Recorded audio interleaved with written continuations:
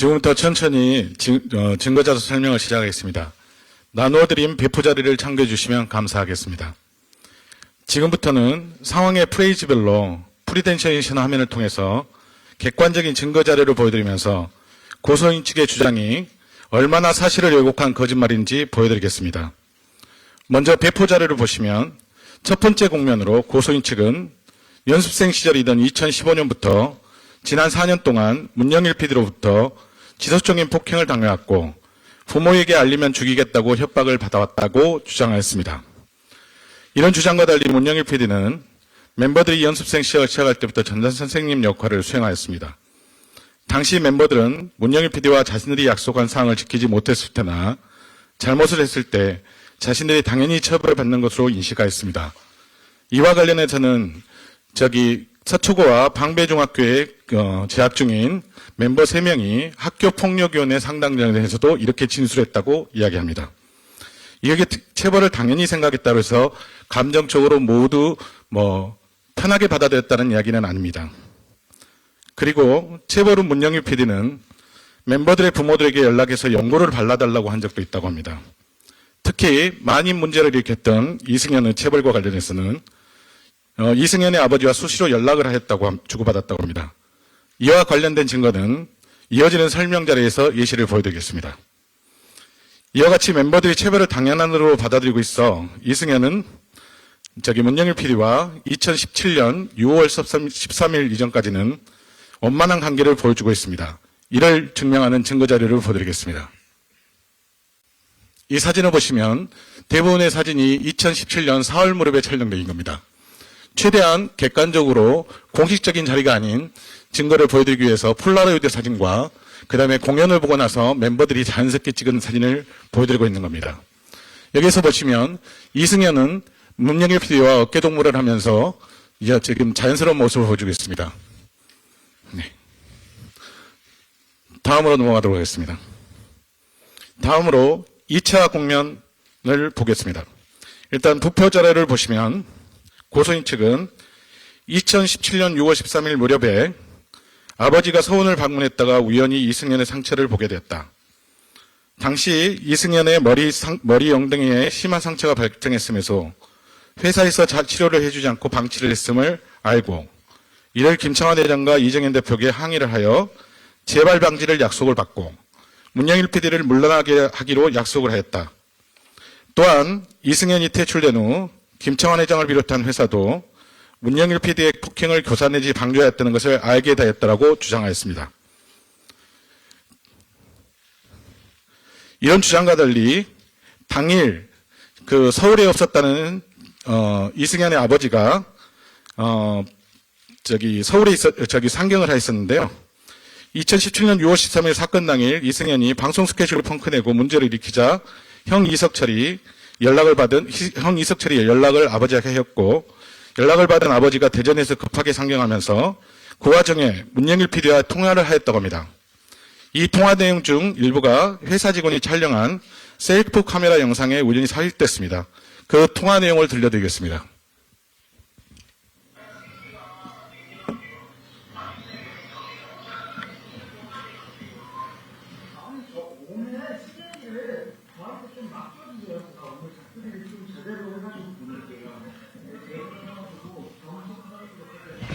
네, 제가 이게 이제 매니저들도 이제 되게 지쳐해요.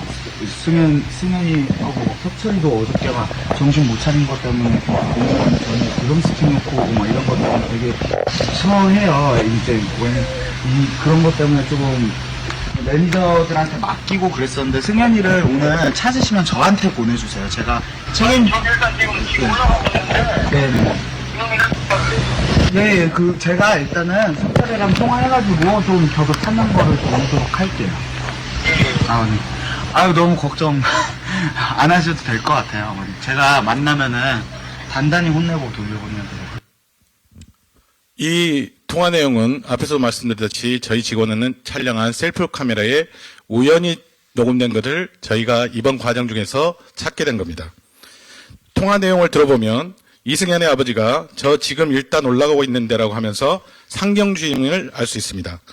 앞에서 고소인들은 아버지가 그때 당시에 서울에 있지 않았다고 했습니다. 문영일 PD가 아버님, 저 오늘 승현이를 저한테 좀 맡겨주세요.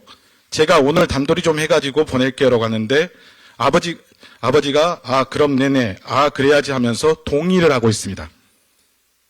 그리고 회사 직원의 증언은 이 통화는 30분이 넘었는데 다음 화면을 넘겨주시죠. 녹음된 내용에는 없지만 승현이의 아버지가 엄청 사과를 하면서 승현이가 이번에 또 잘못해서 너무 죄송하다고 하면서 때려서라도 사람을 만들어 주세요라고 분명히 이야기했다고 합니다. 이 증거 자료를 보시면 법적으로 그 책임을 물을 수는 없겠죠. 아버지니까. 그러나 사실상으로는 아버지가 문영일 PD의 폭행을 교사 내지 방조한 것이라고 할 것입니다. 다음에 보실 증거 자료는 사건 당일 다음날 새벽 4시경 이승현의 아버지와 김창완 회장이 주고받은 카톡 메시지입니다. 화면 넘겨주세요. 석철 아빠가 대표님, 석철 엄마 진정시켰습니다. 저 애들 때문에 신경 쓰이게 해서 죄송합니다. 석철이 승현이 독시키겠습니다. 감사합니다. 김창완 회장이 운전 조심해서 쉬었다 내려가요. 너무 속상해하지 말고 푹 쉬어요. 석철 아빠, 대표님 감사하고 고맙습니다. 이 카톡 메시지를 보면 김창완 회장에게 아버지가 항의를 하고 있는 게 아니라 오히려 문제를 일으킨 이승현에 대해서 사과를 하면서 교육을 시키겠다고 다짐을 하고 있습니다. 김창완 회장은 아버지를 걱정하면서 위로를 하고 있고요. 이 카톡 메시지를 주고받은 당시 김창완 회장은 아버지가 문영일 PD와의 통화 내용을 전혀 모르고 있는 상태였습니다. 그래서 때려달라고 이야기한 줄을 몰랐던 상태입니다. 다음으로 그 수분 후에 이승현의 어머니와 김창완 회장이 주고받은 메시지를 보시겠습니다. 석철 엄마가 이렇게 얘기합니다. 대표님이라고 하는 여기서 김창완 회장을 이야기하는 겁니다. 신경 쓰시게 해드려서 정말 죄송합니다.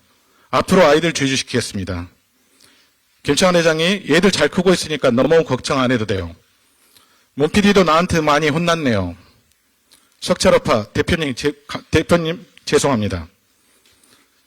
김창완 회장이 이야기를 하고요. 다시 석철 엄마가 문 PD님 미워 안 해요. 속상한 마음 가라앉고 보니 대표님 문 PD님께 아이들 맡기고 죄송할 뿐이네요. 석철 승현이 미운 짓에도 대표님께 부탁드려요. 이 카톡 메시지를 보면 어머니 또한 문영일 PD를 물러나라고 요구하는 게 아니라 문영일 PD의 좋은 강한 체벌에 대해 속상해했지만 문영일 PD를 미워하지 않는다면서 용서하기를 취하고 있습니다. 문제를 일으킨 이승현에 대해 사과를 하고 부탁을 하고 있고 김창완 회장은 문영일 PD를 많이 혼냈다면서 위로를 하고 있습니다.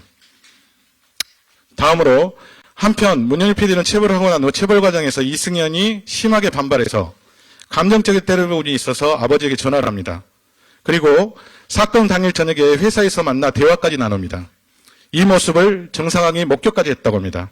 정상황의 증언을 보시겠습니다. 멤버업 아예 주차장에서 PD님과 둘이 낮은 벽에 앉아 석철이 형 아버지가 PD님을 낮은 목소리로 나긋나긋하게 들려주시는 걸 보들었습니다. 그리고 PD님을 안아주시는 모습을 봤습니다. 이거는 회사 3층 사무실에 있는 창문을 틈을 통해서 정상이 그날 저녁에 목격한 내용입니다. 그리고 다음날 새벽 4시경 아버지가 문영일 PD에게 다음과 같은 문자 메시지를 보냅니다. 문 PD님도 많이 놀라셨죠? 석철 승현이에게 무서운 존재가 아닌 큰 나무 위의 그늘이 되어주시길 바라겠습니다. 카톡 메시지를 보면 아버지는 문영일 PD를 다시 위로하면서 좋은 선생님이 되어주길 당부하고 있습니다. 지금까지 살펴본 내용을 쭉 보시면 이승현의 부모는 문영일의 체벌 당시 서울에 머무르고 있었다는 게 정확히 확인되고요. 그 상태였기 때문에 이승현의 상처를 확인할 수 있었는데 마치 본인들이 서울에 없는 상태에서 문영일 PD의 체벌로 인해 발생한 이승현의 상처를 회사가 치료도 해주지 않고 방치하고 스케줄을 강행시킨 것처럼 이야기를 하고 있습니다. 다음으로 회사에서는 문영일 PD의 체벌 행위를 알게 된 후 문영일 PD를 매우 혼내고 체벌 방지 교육을 하였습니다. 그 증거 자료를 보여드리겠습니다. 사건 발생 이틀 후에 제가 문영일 PD와 주고받은 카톡 메시지입니다. 문영일 PD가 먼저 사과를 합니다. 저의 짧은 인내심과 불찰 때문에 회사 욕보인단과 걱정시킬 심려 끼쳐드린 점 너무 죄송합니다. 실망 끼쳐드려 죄송할 뿐입니다. 제가 이렇게 이야기합니다. 문 PD, 어제 김 대표가 이야기한다고 해서 직접 이야기는 안 했는데 회사나 나에게 죄송한 게 문제가 아니라 정말 얘들한테 해서는 안 되는 행동을 한 거야. 자네는 어른이고 얘들은 미성년자 어린아이들인데 이건 교육을 위한 체벌이 아니라 엄연한 폭력 행사이고 이번뿐만 아니라고 해서 더 실망스럽구만. 사람보다 일이 먼저일 수는 없지. 일도 사람이 하는 건데 사람을 먼저 봐야 할 거야. 명심하겠다고 문 PD가 대답을 합니다. 이 카톡 메시지만 보여도 회사에서는 사건 당시 처음으로 문영 PD가 체벌을 했다는 걸 알고 있고 종전의 체벌 행위도 이때 알게 됐다는 것을 알 수 있습니다. 문영일 PD의 사과에 따끔하게 질책을 하면서 문영일 PD의 체벌 행위가 용납되지 않는 행동이라는 걸 교육하고 있다는 것을 보시면 알 겁니다. 이 증거를 보시면 저희가 문영일 PD의 폭행을 교사 내지 방조했다는 것을 정확히 아실 겁니다. 다음으로 고소인 측이 어떤 상황을 이용해서 왜곡하였는지를 보여주는 증거자료를 보여드리겠습니다. 저 증거자료의 제일 왼쪽에 있는 걸 보시면 석철 아버지가 보낸 문자입니다. 17년 6월 16일에 저에게 면담을 요청하고 있습니다. 저에게 면접을 요청한 부분은 이렇게 이야기를 했지만 2017년 6월 13일에 문영일 PD가 승현이를 반발해서 조금 심한 때린 부분에 대해서 저희한테 설명을 하기 위해서 다시 전화가 아닌 면담의 자리를 가졌던 겁니다. 이 부분에 대해서 뒤에 나와지는 승현이의 진술을 회장님이 믿지 않는다라고 이야기하는 것은 조금 승현이가 평상시에 과장되게 거짓말을 보태서 하는 부분이 있었기 때문에 이야기를 하는 겁니다. 그렇지만 이 문자가 끝나고 나서 그 다음날 이길 석철 아빠는 승경 씨에게 죄송하다고 하면서 회사를 나와도 되는지를 저에게 물어보고 있습니다. 또한 17년도 6월 19일 오른쪽에 있는 카톡 메시지를 보시면 김청환 회장에게 10년 크처스를 해서 죄송하다고 하면서 인사드리러 부모 엄마가 온다고 이야기를 하고 있습니다.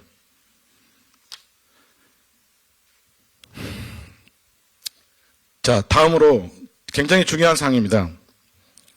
이와 같이 거짓말로 사실을 왜곡한 것보다 더욱 놀라운 사실은 문영일 PD의 체벌로 집으로 돌아간 이승현의 아버지가 새벽까지 추가 체벌을 한 것으로 의심된다는 겁니다.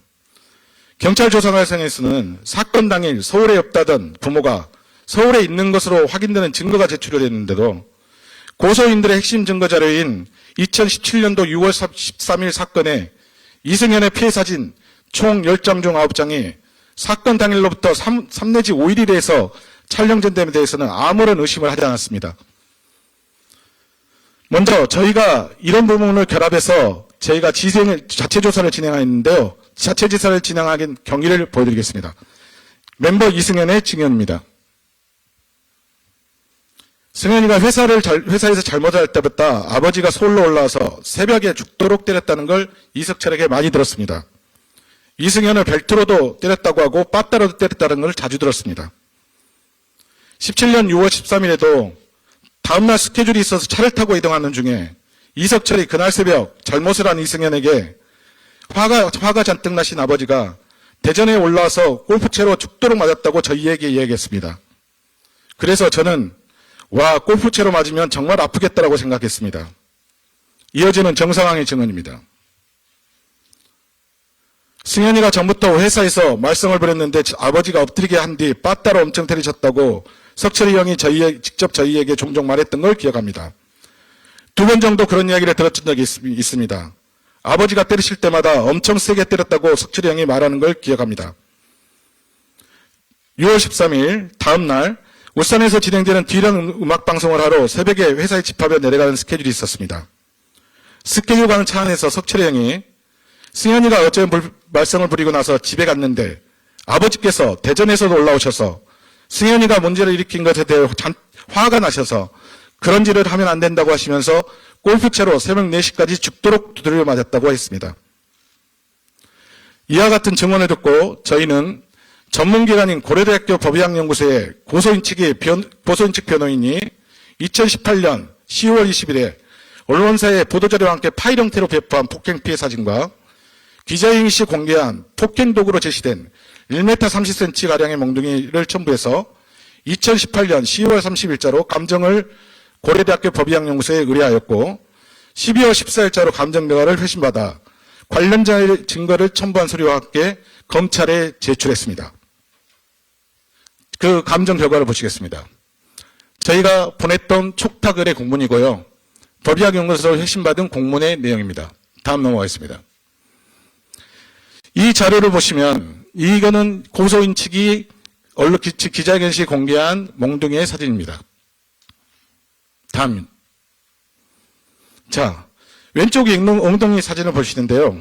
이거는 고소인 측이 공개한 사진입니다. 왼쪽에 보시는 게 사건 당일로부터 5일이 경과된 사진이고 우측편이 3일이 경과된 사진입니다. 이 사진은 왼쪽 엉덩이 외측 상부에 왼쪽 엉덩이의 3분의 1 정도를 차지하는 불규칙한 형태의 자주색 자상의 경우 가해 동기를 몽둥이로 특정하기 곤란함. 이 자상은 다른 상처 부위의 가격과는 별개의 여력에 의해 발생했을 것을 고려해볼 수 있음. 다음입니다. 다음 사진은 좌측에 보이시는 것은 사건 발생 당일로부터 3일 경과돼서 촬영된 사진이고 우측에 보이는 사진은 5일이 경과된 사진입니다. 감정 의견입니다. 가해 연기를 특정할 수 없음. 이 자상은 다른 상처의 가격과는 별개의 여력에 의해 발생했을 가능성을 고려해 볼 수 있음. 이상이 감정 결과입니다. 지금까지 자료를 살펴보면 경찰 공무원인 이승현의 아버지가 문영일 PD에게 이승현을 때려서라도 가르쳐달라 부탁해놓고 저희를 폭행을 교사 내지 방조한 것으로 몰아간 것도 모자라 본인이 추가로 체벌했다면 본인의 추가 체벌로 인해 발생한 상처를 포함한 이승현의 피해 사진을 언론에 공개하고 의사의 진단서까지 받아서 고소를 진행한 것으로 남을 해하는 명백한 불법행위이고 조작행위라고 할 것입니다. 이에 대한 엄정한 수사가 요구된다고 할 것입니다. 이 모든 자료는 지금 현재 믿을 수 없는 경찰이 아닌 검찰에 제출된 상태입니다. 다음으로 잠깐만 쉬어가겠습니다.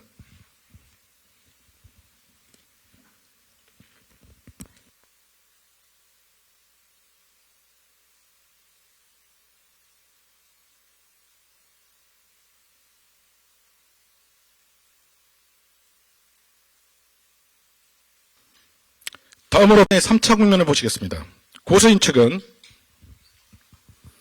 재발 방지를 약속하였지만 약속은 지켜지지 않았고 그 이후에도 문영일 PD의 크고 작은 폭행, 가혹행위, 욕설은 계속되었다라고 주장하였습니다.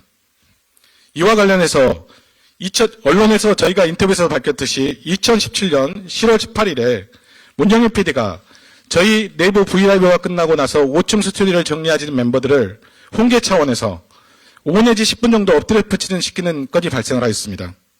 이에 이승현이 아버지에게 바로 연락을 하였고 연락을 받은 아버지가 이전과 달리 완전 태도를 바꿔서 문영일 PD를 심하게 질책하였습니다. 아버지가 문영일 PD를 질책하는 통화 내용을 들어보시겠습니다. 행동을 해줘야 된다. 그런데 네. 그게 그 항목이 네네. 우리 문 PD님이 그게 관여할 얘기냐고 그게. 제가 관여 안 할 수도 있어요.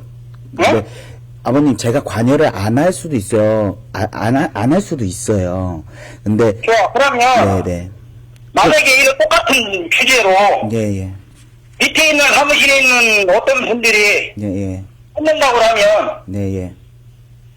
밑에 사무실에서 그러면 엎드려 뻗어 시키고 기압 주고 해서 군대처럼 기압 줘가면서 그렇게 했을까? 응? 그걸 생각을 해야지. 그거를 생각을 해야지. 이정현 대통령이 예를 들어서 거기서 엎드려 뻗어 시켜놓고 예? 빠따 같은 거 때려가면서 옛날처럼 그렇게 해? 그런 거 아니잖아. 제가 몽둥이를 들거나 때리려고 그러니까 아버님 말씀하시는 것처럼 엎드려 뻗쳐를 시켜가지고 그런 위협적인 부분이 보였다면은 정말 잘못된 거죠. 누가 위협적이었어. 여보세요. 네. 위협적이었다고 그게. 예. 당신은. 예. 어? 네. 당신은 그 부분에 대해서 할 얘기가 없는 거야. 그게 위협적이지 않으면 뭐야 그럼 그게. 예? 대체 그렇게 하는 이유가 뭐야? 예? 애들 사랑해서 그래? 어? 그럼 사람이 아니잖아. 근데 황제 되고 싶어서 그러는 거 아니야? 제가 애들 앞에서 그렇게 해서 이득을 취하는 게 뭐가 있겠어요, 아버님? 그러면 연예식을 하면은 저기 할 수 있어? 김창완 대표님 앞에 계시든지. 네. 아니, 이병 대표님 앞에 있는데 거기 가서 애들 세워놓고 다 뜯어 패고, 머리가고 시키고, 엎드려 뻗어 시킬 수 있어?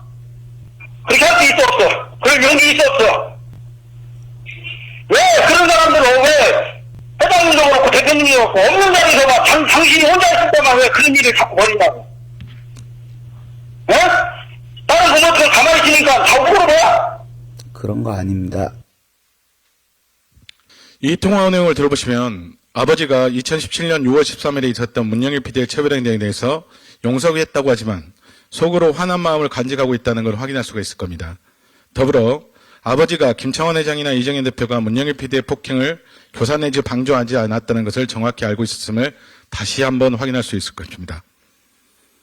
다음으로 이런 아버지의 질책에 문영일 PD는 아버지의 이전과 너무 바뀐 태도에 화가 나서 멤버들을 모아 신경질을 부렸고 이 상황을 이승현이 녹취하여 아버지에게 전달하였습니다. 이 녹음 파일은 고소인 측에서 증거자료로 제출했습니다. 이에 아버지가 화가 나서 2017년 8월 20일에 이정현 대표에게 문영일 PD의 해임을 요청하였습니다. 이 메시지는 고소인 측에서 변호사를 통해 언론에 공개했고 증거자료로 제출했습니다. 화면을 통해서 다시 한번 확인하겠습니다. 네. 8월 20일자에 이승현의 아버지가 저에게 해임을 요청하는 문자를 보냅니다. 이후 이 엎드려뻗쳐 사건 발생에 대해서 이정현 제가 문영일 PD를 1시간 가까이 불러서 교육을 하였습니다. 엎드려뻗쳐 건을 저희가 당연한 걸로 받아들이지 않습니다. 저희 회사는. 마찬가지로 어린 아동이기 때문에 이거는 가혹행위로 인식하고 있었고요. 문영일 PD를 이 부분에 대해서 나무라기보다는 철저하게 교육시키는 쪽의 방향을 잡았었습니다. 이렇게 해임 요청 후에 문영일 PD와 이정현 대표 간에 이렇게 저희가 교육을 한 다음에 주고받은 문자 카톡 메시지를 보여드리겠습니다. 17년도 8월 21일에 저와 문영일 PD와 주고받은 카톡 메시지입니다. 대표님, 석철 아버님한테 방금 문자, 아버님의 해임 요청도 보내고 문영일 PD에게 언론에 공개했던 몽둥이 사진을 보냅니다. 문영일 씨, 사진의 몽둥이는 당신이 이승현을 때려서 상처를 냈을 때 사용했던 것이 기억하시죠?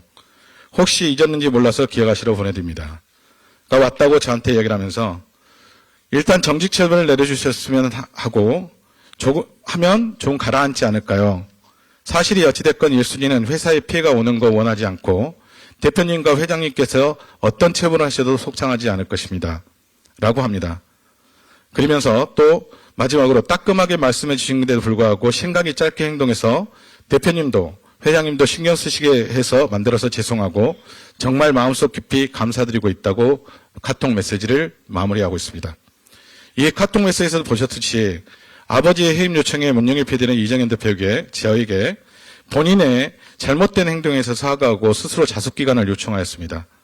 저는 이런 자숙기간의 요청에 대해서 1주간의 자숙기간을 부여하였고요. 그 다음에 저 앞에 보셨던 해임 요청 공문에서 문자에서 앞에서 보셨던 그 문자에서 보셨듯이 다시 문자로 들어주셨습니다. 앞으로 돌려주세요. 네. 8월 20일에는 아빠가 저한테 면담을 요청하였는데 8월 23일에 약속을 했다가 근무지가 변동되면서 저하고는 미팅이 불발되고 전화만 통화를 했습니다. 그리고 이후에 김창현 회장이 8월 2일에 미국에서 귀국해 어머니를 만나서 문영일 PD를 앞으로 잘 교육시키다면서 마무리되었습니다. 2017년 9월 4일에 김창완 회장이 석철 엄마와 주고받은 카톡 메시지를 보시겠습니다. 네. 대표님, 석철이가 많이 아프다고 해서 서울에 오시면서 마야 데리고 왔어요. 여기서 대표님은 김창완 회장을 이야기하는 겁니다. 주무실까봐 설해마을에 집에 먼저 왔어요. 일어나시면 연락 주세요. 김창완 회장, 시간 되실 때 들리세요. 이렇게 이승현은 무슨 일만 발생하면 아버지에게 바로 연락을 하고 녹취까지 하는 상황이라서 이후에는 엎드려버쳐뿐만이 아니라 어떠한 강행위도 문영일 PD가 할 수 없는 상황이었고 저희 회사도 집중 관리하였기 때문에 더 이상은 발생할 수 없는 상황이었음을 말씀드립니다. 자, 배포자료 네 번째 국면으로 들어가겠습니다.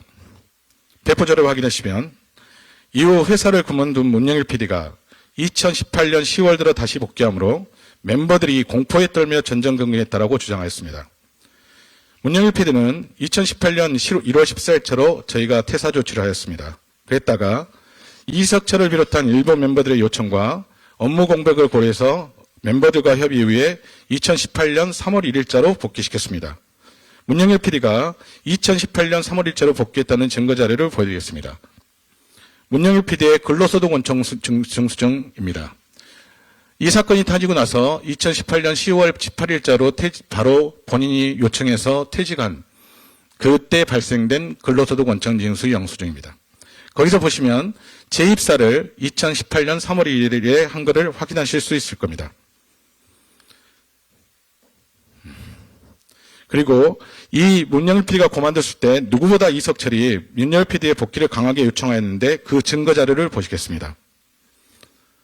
이거는 통화 녹음 파일인데 저희 전 연습생 2018년도 이 사건이 터지기 전 2018년도 7월에 그만둔 연습생이 당시 2018년도 1월 당시에 문영일 PD가 회사를 그만뒀을 때 이석철이 본인에게 이렇게 이야기했다고 이야기하는 겁니다. 누나, 제가 PD님 돌아오게 해달라고 회장님에게 부탁했어요. 기자회견에서 존나 울대요. 반대했다고. 다른 애들은 다 반대하는데요. 저는 PD님 돌아와야 된다고 생각해요. 이랬어요, 저한테. 이 녹취록을 보면 이석철이 기자회견에서 거짓말로 사실을 왜곡했다는 것을 정확히 아실 겁니다. 한편 부모들은 문영일 PD가 복귀한 2018년 3월부터 지인이라면 누구나 볼 수 있는 카톡 대문 사진과 메시지에 문영일 PD와 저희 회사를 향한 화난 마음을 공격적으로 표현하고 있습니다.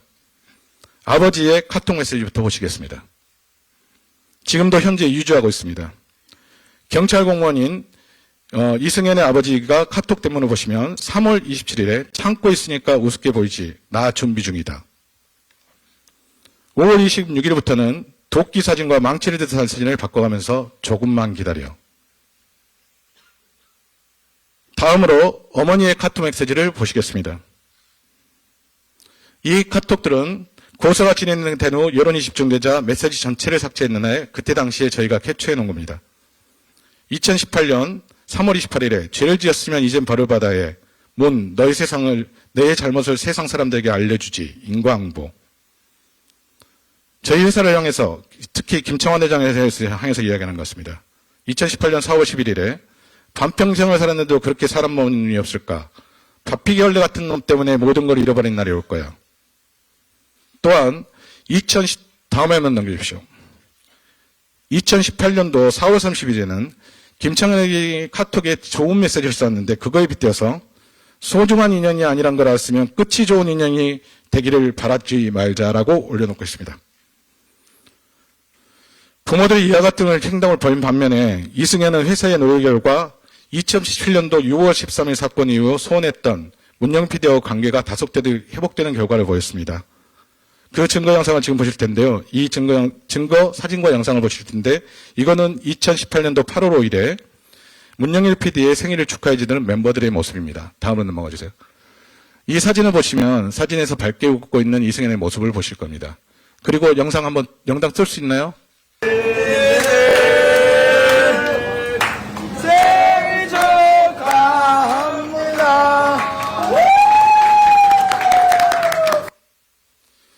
이걸 보시면은 이석철이 직접 본인이 나서서 세계에 불을 붙여서 문 PD의 생일을 축하해주고 있습니다.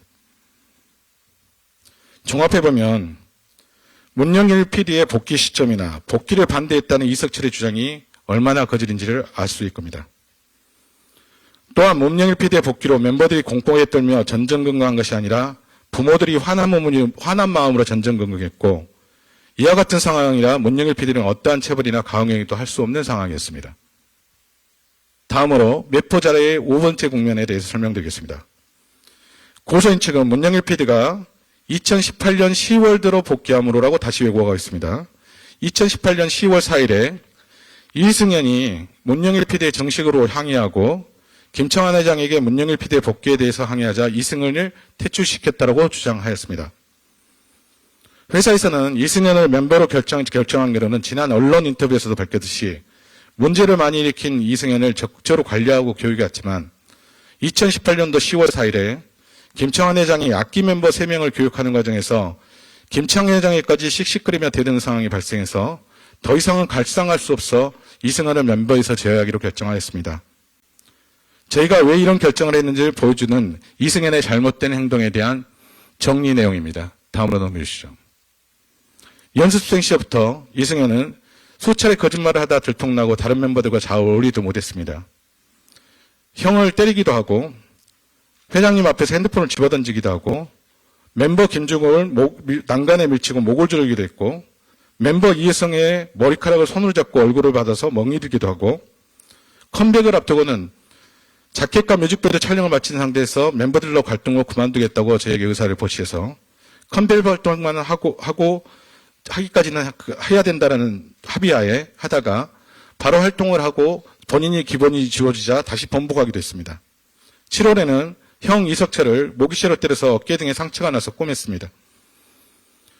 8월 24일은 스케줄 촬영 안에서 멤버들과 충돌해서 스케줄을 못하겠다고 저에게 연락이 옵니다. 그래서 제가 다음 스케줄을 급하게 취소하기로 했습니다. 이런 등등 되게 많은 사례들이 있습니다.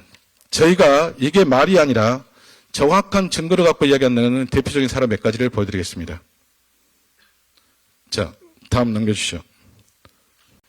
위 잘못된 행동 중에서 2017년도 1월에 이 2살이나 더 많은 멤버 이은성의 머리카락을 손을 잡고 머리를 박아서 멍이 들게 한 것과 관련해서 아버지가 교육을 다시 시켜오겠다면서 대전으로 데리고 나간 상황에서 김청환 회장에게 보낸 메시지입니다.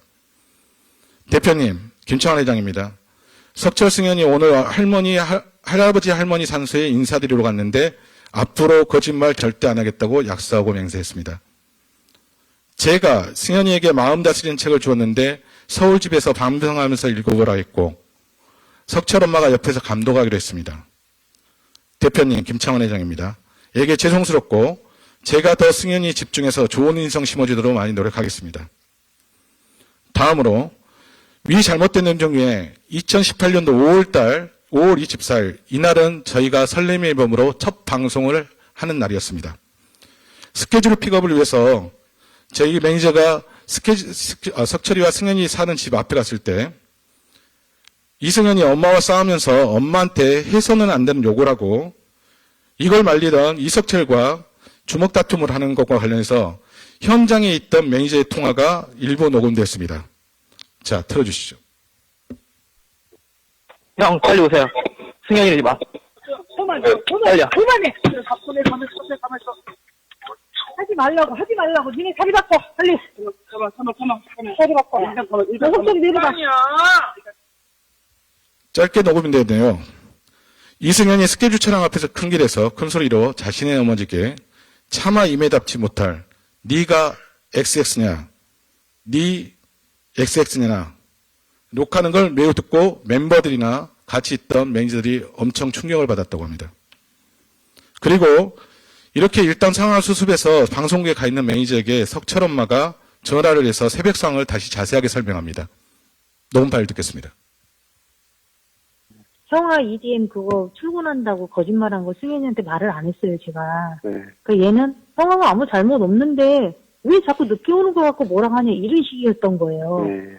근데 나가면서도 저한테 꼰주를 부리고 승질을 부리고 나중에는 회장님이 뭐 망치를 줬는데 내가 막 그냥 가라왔더니 그걸 집어 던지고 문을 두드리고 그래서 내가 죽여버리겠다고 계단으로 쫓아다니다가 신발이 없어갖고 내가 신발 신고 내려온 거거든요. 이거 아주 죽여버린다 오늘 가지 말라고 아주 잘 걸렸다고 내가 거짓말까지 하고 그래서 내가 쫓아 내려간 거거든요. 밑에서 소리를 지르고 지랄을 떠는 건데 준규가 감싸는 거예요. 혼내야 되는 거는 상황을 모르고서 근데 열이 받는데 너 가지 말라고 했더니 갑자기 또 석철이는 또 아무것도 모르고 엄마한테 그런다고 또 때린 거예요. 이제 그 상황이. 네.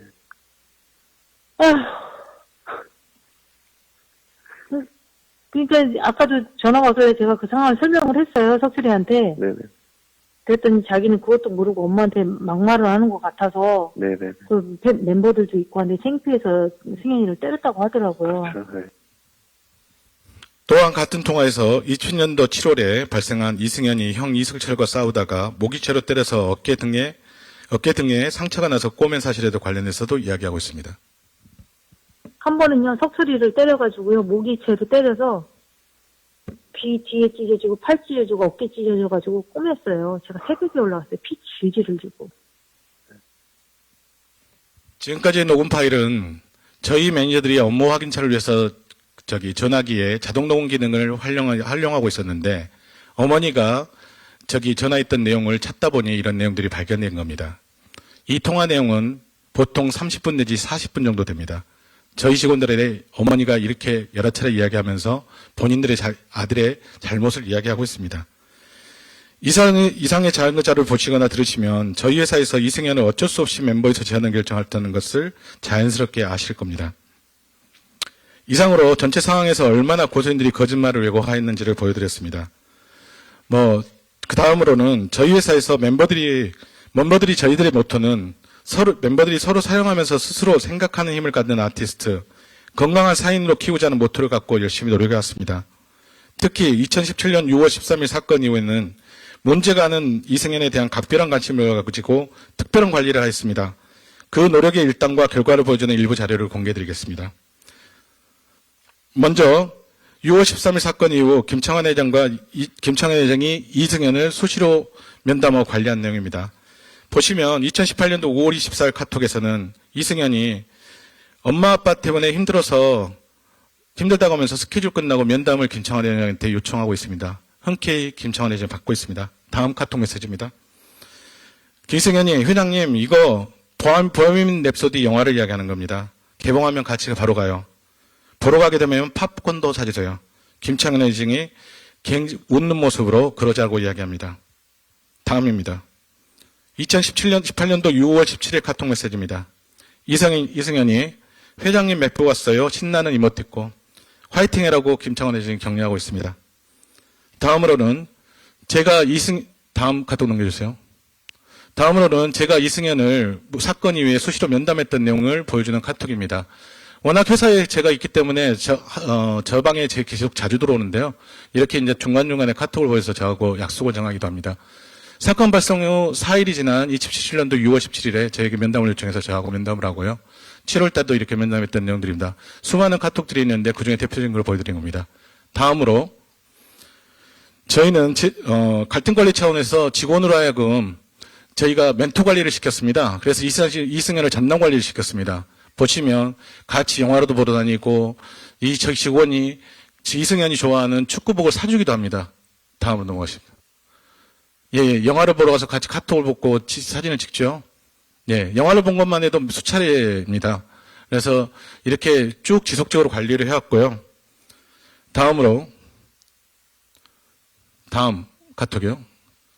아니요. 그거 빠졌구나. 예, 죄송합니다. 제가 워낙 많은 증거자를 정리하다 보니까 저희들이 순서를 바꾸면서 좀 빠진 것 같은데, 저희들은 이런 것만 아니라 재발 방지를 위해서 문영일 PD와 멤버들의 불필요한 접촉을 차단했습니다. 그 증거도 가지고 있습니다.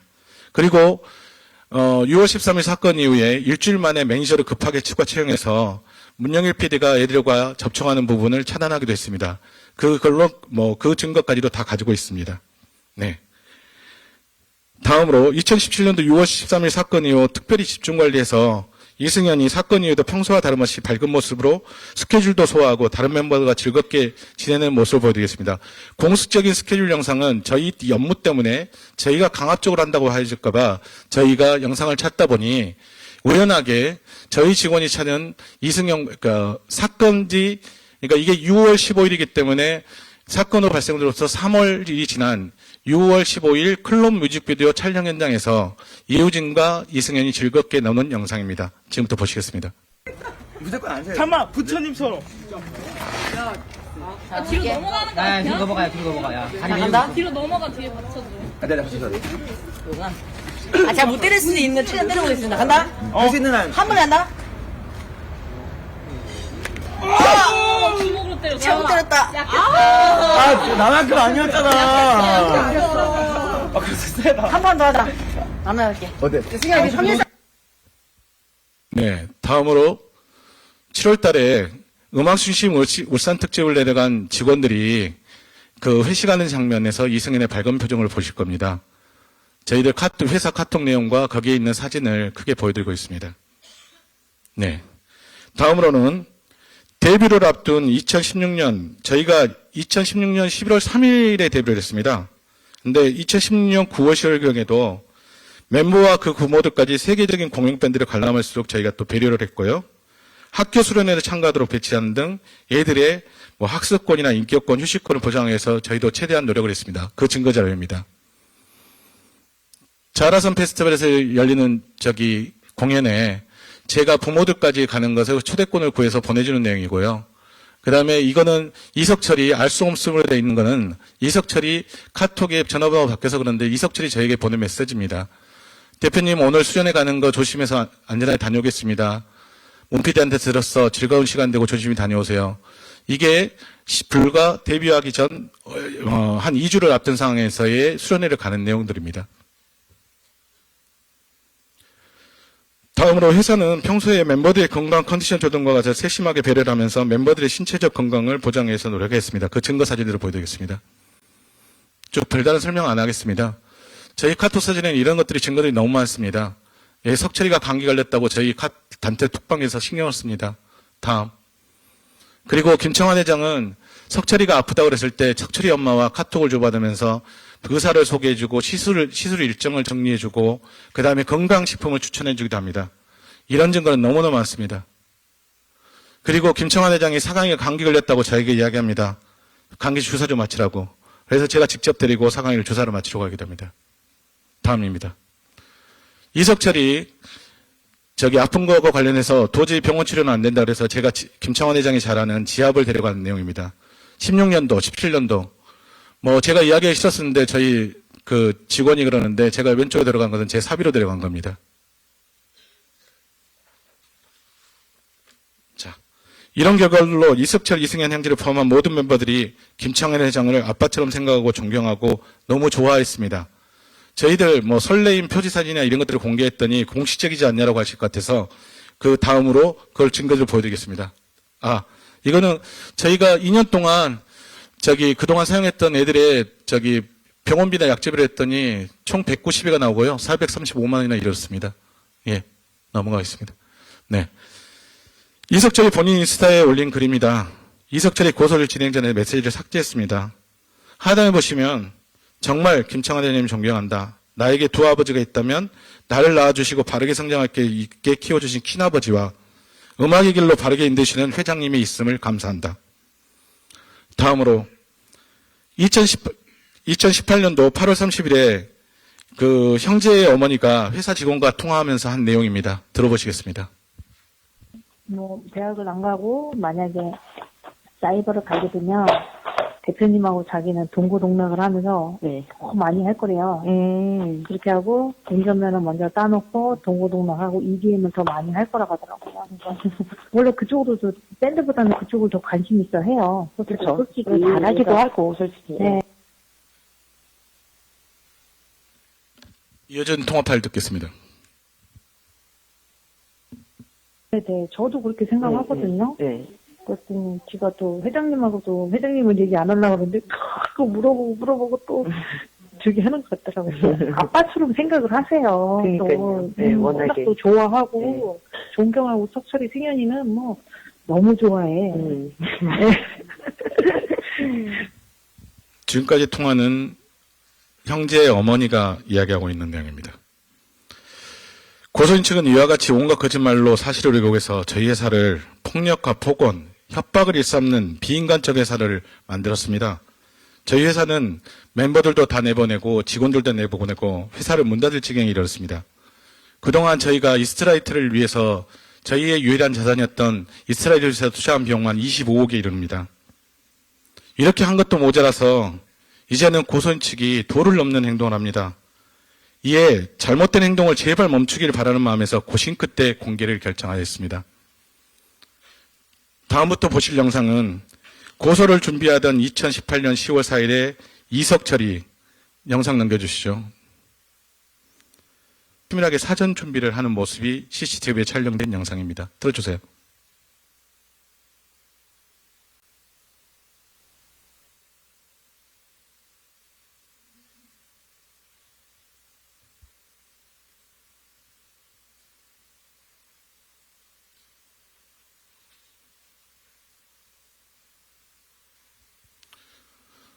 원래 전자드럼이 저희 회사 소유입니다. 근데 보통 3층 저희 사무실에 장비를 놔두는 경우들이 많기 때문에, 스케줄 때문에 3층에 있던 케이스를 5층으로 먼저 옮겨놓고 있습니다. 자, 18일입니다. 이 18일은 언제냐면 첫 보도자료가 나간 날입니다. 그 1시간 전에 회사에 아무도 없는 탐을 탄 오전 8시 20분경에 경찰 공무원인 그 아버지와 함께 저희 5층 스튜디오에 들어옵니다. 그래서 저희 회사 소유인 구입가 420만 원 상당의 전자드럼 세트 일체와 50만 원 상당의 DJ 런치 패드를 회사 서락도 없이 가져갔습니다. 이 모든 장면이 CCTV로 촬영되었습니다. 지금부터 보시겠습니다. 중간중간 화면이 길어서 끊고 가겠습니다. 적당히 해주세요.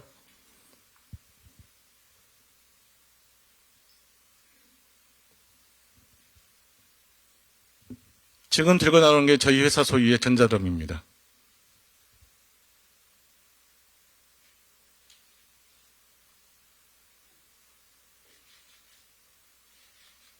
자, 중간에 아버지 복도에 나와 있는 영상으로 넘어가 주시죠.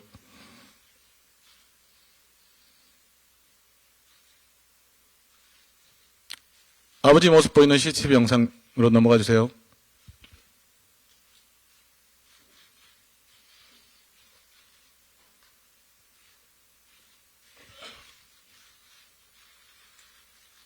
저기 복도에 경찰 공무원인 아버지의 모습이 보이고 있습니다.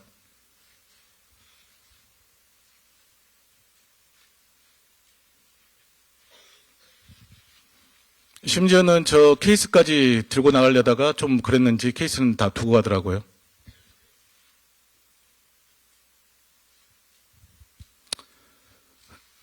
영상, 어차피 이 모든 PPT 파일은 저희가 이 기자회견이 끝나고 나서 웹아드에 전부 다 업로드될 예정입니다. 더 자세히 보시고 저희들이 조작을 하거나 증거를 이상하게 왜곡한 사항이 있으면 언제든지 문의 주십시오.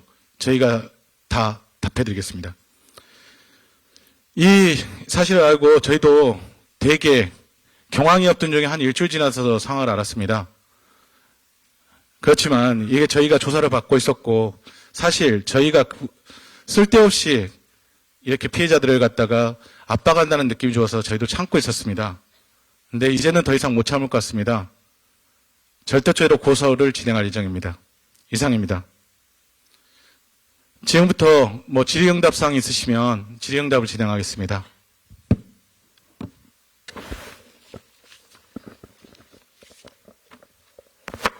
예, 세계일보 이복진 기자인데요. 두 가지만 물어보려고 하는데, 6월 13일 날, 이승현 군이 이제 방송 스케줄을 펑크를 냈다고 했는데, 혹시 어떤 사유 때문에 펑크를 냈는지가 궁금하고요. 그리고 방금 전에 나왔던 절도 관련돼서는, 이석철 씨나 그쪽 부모님이랑 관련된 내용을 얘기한 게 있는지가 궁금합니다.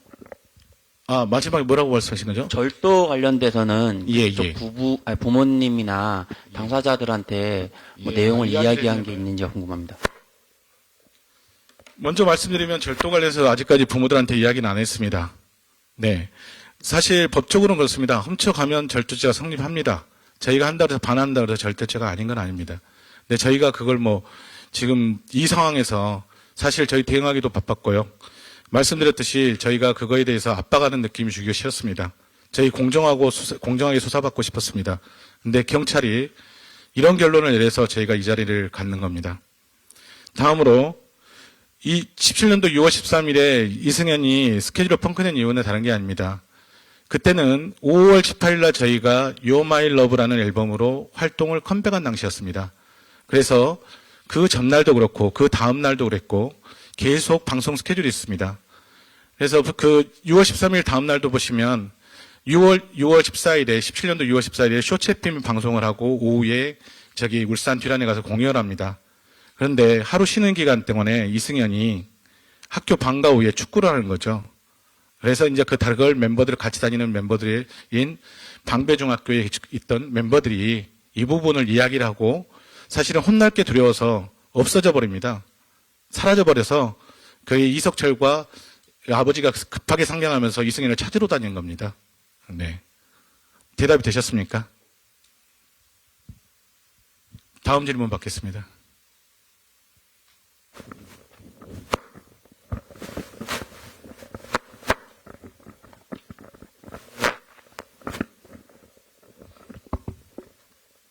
네, 안녕하세요. 저 일요신문 김태원 기자라고 하고요. 저도 두 가지만 여쭤보고 싶은데, 지금 오늘 저희한테 보여주셨던 자료들이 이제 그 경찰 수사에서도 활용이 됐던 자료들인지 아니면 이 자리에서 처음 공개하는 자료가 있는지 부분이랑, 그리고 아까 그 절도 관련해서 이제 그 아버님이 함께 갔다면 이게 그 2인 이상으로 한 거니까 이제 특수절도 쪽으로 될 것 같은데, 아버님도 같이 고소를 하시는 건가요? 아니면은 이승현 군만 고소를 하게 되시는 건가요?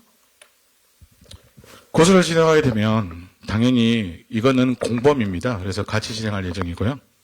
그 다음에 아까 뭘 물어보셨죠? 제가 죄송합니다. 제가 적어놓고 사는데 머리가 헷갈려서 죄송합니다. 다시 한 번만 앞에서 뭐였었죠? 예.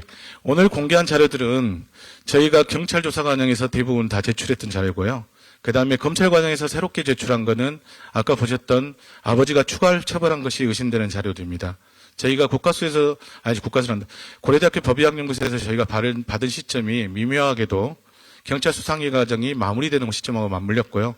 사실은 그 결론이 너무 황당하게 나서 제가 경찰을 믿을 수 없어서 검찰에 제출하게 됐습니다. 이상입니다.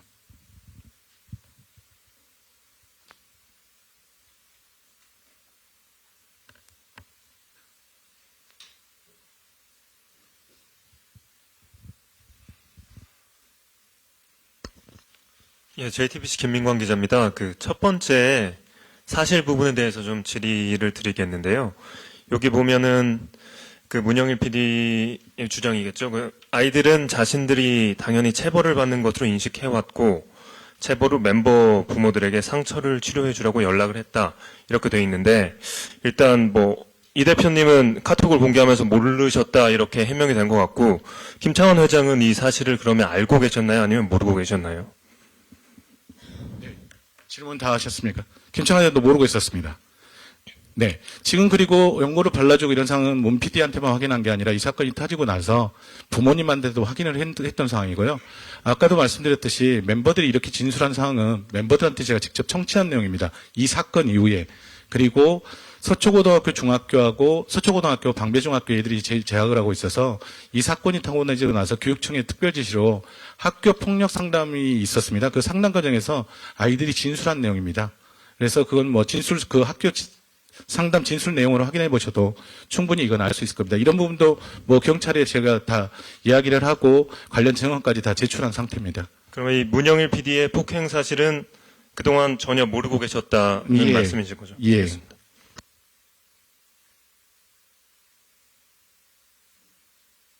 한 가지만 말씀드리면 저희 지금까지 투자하는 비용이 25억이라고 했습니다. 저희 아직 솔직히 말해서 BIP 못 맞추고 있습니다. 계속적인 투자가 이루어져야 됩니다. 얘들이 자산인데 얘들이 신상에 문제가 생기면 어떻게 되겠습니까? 저희 스케줄 펑크납니다. 그러면 저희 사업 접어야 됩니다. 누가 이걸 교사하고 방조하겠습니까? 왜 저렇게 애들이 한 번만 아파도 전전긍긍하고 감기 걸려도 인계를 맞추고 하는지를 짐작해 보시면 이게 무슨 연예기획사가 협박을 삼으면서 얘들을 갖다 하는 걸로 이런 프레임을 씌우는 거에 도저히 이해가 되지 않습니다. 다음 질문 받겠습니다.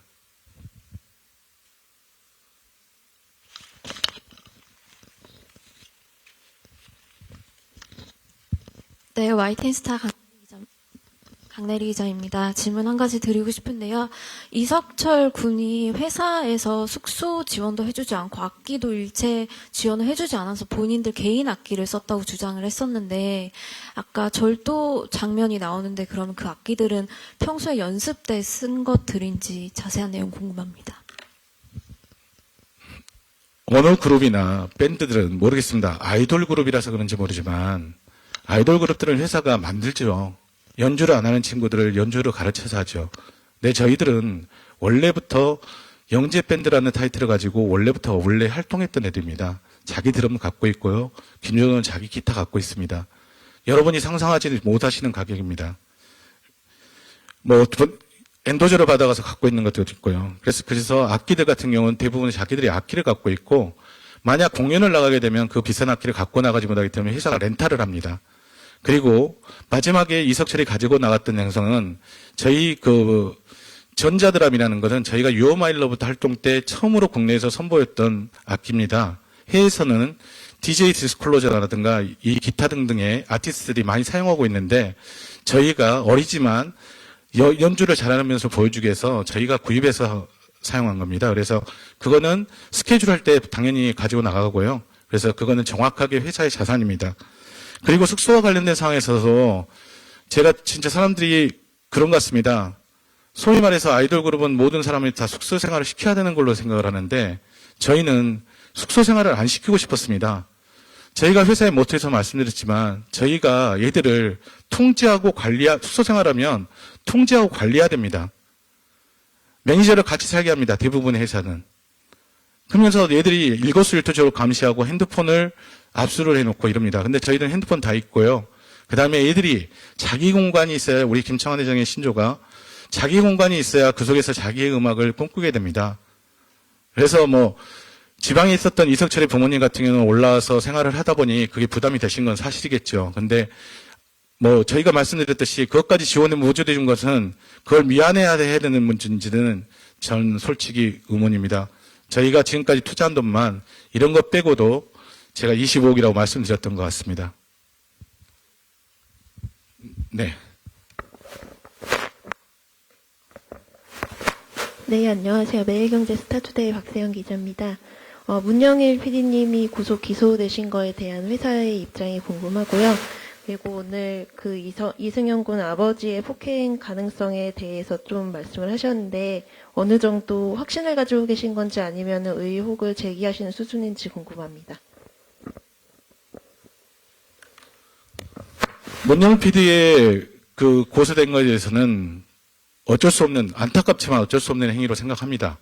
당연히 그게 아무리 체벌 행위라도 아까 제가 카톡에서 말씀드렸지만 저희 회사 입장에서는 그게 아무리 정당한 체벌이라도 애들한테 때리거나 가혹행위라는 것도 잘못됐다고 생각합니다. 그렇기 때문에 그 부분에 고소가 이루어져서 이루어진 건 당연하게 생각하지만 이 모든 게 쟤들이 말하는 거짓말에 의해서 구속까지 사전구속령까지 청구될 정도인가는 저도 그게 되게 의문스러운 부분이고요. 애들이 그런 말본을 되게 거짓말을 많이 했기 때문에 되게 문영일 PD는 되게 나쁜 사람이 돼서 지금 구속이 돼 있는 걸로 보시면 될 것 같습니다. 그리고 아까 뭐 있지?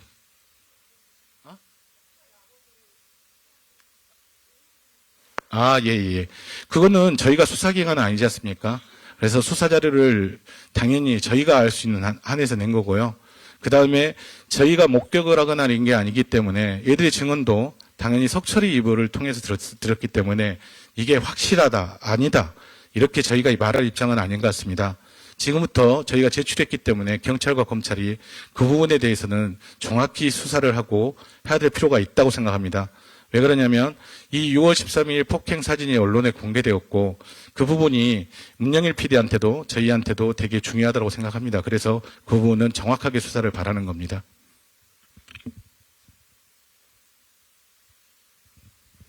다른 질문 없으신가요?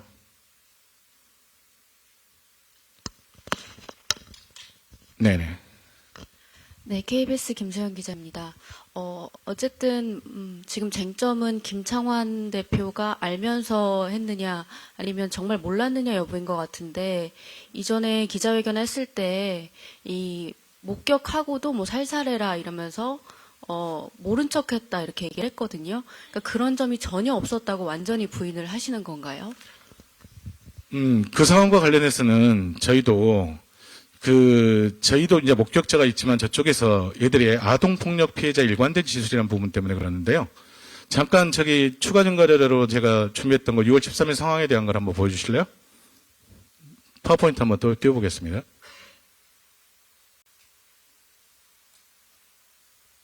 저희가 6월 13일과 14일에 애들의 스케줄 상황입니다. 이것만 아니라 이유진은 이때 당시에 프로듀서 원원이 끝나가지고 이 13일 당일 당시에 저렇게 인터뷰를 막 돌고 있습니다. 그 다음에 애들은 스케줄은 돌아갑니다. 그 상에서 클론 20주년 앨범 준비했습니다. 회사는 그때 당시에 직원이 10명도 안 됐습니다. 엄청 정신없이 돌아가고 있었죠. 자, 그 다음날 한번 보여주시죠. 다음 보시죠.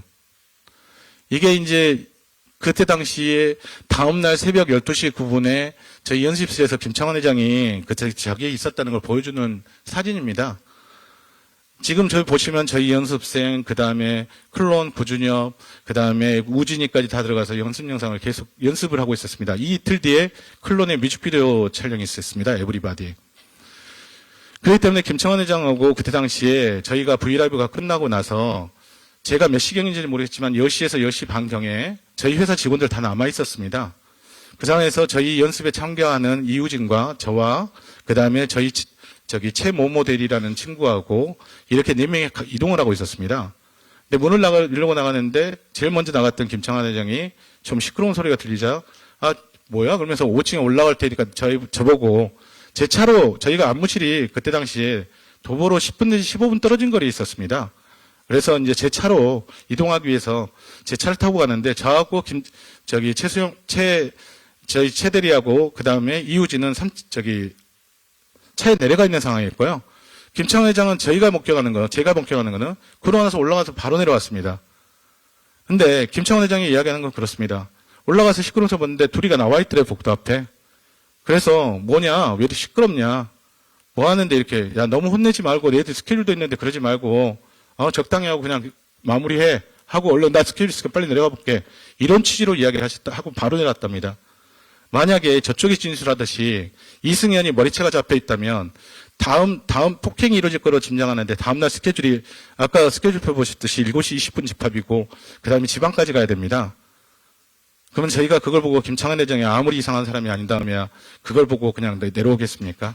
그리고 이승현이 김창완 회장하고 그때 17년도 6월 13일만 아니라 그 전부터 원활하게 소통하고 있습니다. 협박한 적 없습니다. 저희 그 증거자료 다 있는데 너무 많아서 안 보여드린 겁니다. 이승현이 그때 당시에 지가 위급한 상황이었으면 다급해서라도 김창완 회장을 따라와서 안 내려왔을까요? 갇혀있는 상황도 아닌데. 이건 상식적으로 말되지 않는 상황인데 경찰에서는 이렇게 거짓말을 잘하는 저 친구들의 일관적인 진술이라는 요새 아동 사건에서의 프레임에 갇혀서 저희를 이렇게 결론을 1차적으로 내린 겁니다. 저희가 내린 증거자료 자세히 봤는지가 의심스럽습니다.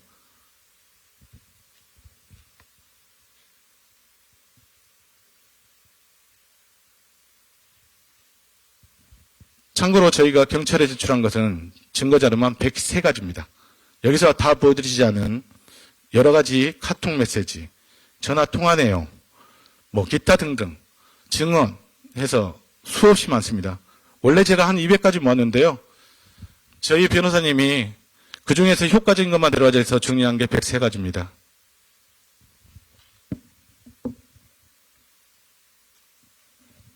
다음 질문 없으신가요?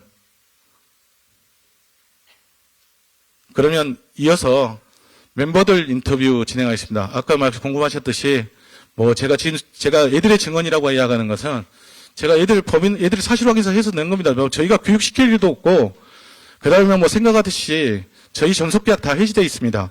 법률적으로 자유롭습니다. 애들이 다른 데를 간다고 해도 저희가 말릴 수 없습니다. 이런 오해받기 싫어서 저희도 전속계약 다 해지했고, 애들이 자연스러운 마음으로 먼저 애들이 자기들 신경 먼저 이야기할 거고요. 그 다음에 질의응답 할 건데, 제가 기자님들한테 제가 부탁드리고 싶은 부분은 애들한테 다소 민감할 수 있는 내용, 그 다음에 상대방을 비난하는 걸로 비춰질 수 있는 내용들은 좀 기사님들이 조금 질문을 삼가해 주시고, 아직도 얘들도 나오는 이은성 군이 올해 졸업을 합니다, 고등학교요. 정상환 군은 올해 이제 고등학교 1학년이고 2학년 올라갑니다. 그 부분 감안하셔서 질의응답 진행해 주셨으면 감사하겠습니다. 이은성 군과 정상환 군 올리도록 하겠습니다.